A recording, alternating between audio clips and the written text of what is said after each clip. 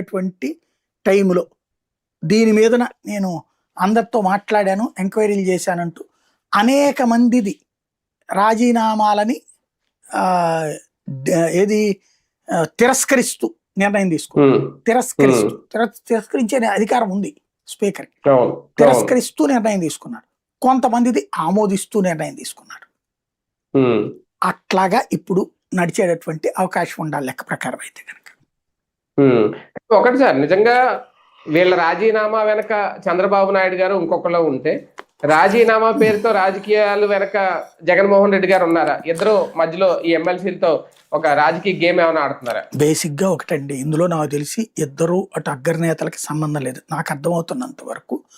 ఇప్పుడు జయమంగళ వెంకటరమణకి లేకపోతే పోతులు సునీత వీళ్ళేమి పుట్టు వైసీపీ వాళ్ళు కాదు. తెలుగుదేశంలో ఉన్నటువంటి వాడు జయమంగళ వెంకటరమణ, జడ్పీటీసీ మెంబర్ నుంచి వచ్చినటువంటి వాడు, తర్వాత ఎమ్మెల్యే అయినోడు. మొదటిసారి టికెట్ ఇవ్వలేదు, కామినేనికి ఇచ్చి పొత్తులో భాగంగా సిట్టింగ్ సీటే వదులుకోవాల్సి వచ్చింది టీడీపీ కారణంగా ఇబ్బంది పడ్డాడు. అప్పుడు అంతకుముందు 2014 అప్పుడు అతనికి టికెట్ రావాలి, రాకుండా అడ్డుపడ్డమైంది కామినేని వల్ల.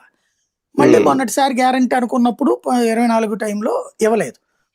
ఆ టైంలో ఏం జరిగింది, ఈయన జగన్మోహన్ రెడ్డి వచ్చేటప్పటికి ఎట్లాంటి వాళ్ళందరికంటే ఈయన సొంత పార్టీ వాళ్ళని నమ్ముకోవడం కంటే బయట పార్టీల్లో ఉన్నటువంటి బీసీలు వీళ్ళందరికీ ఎక్కువ ప్రయారిటీ ఇచ్చుకొచ్చాడు. అలా తీసుకొచ్చుకున్నాడు.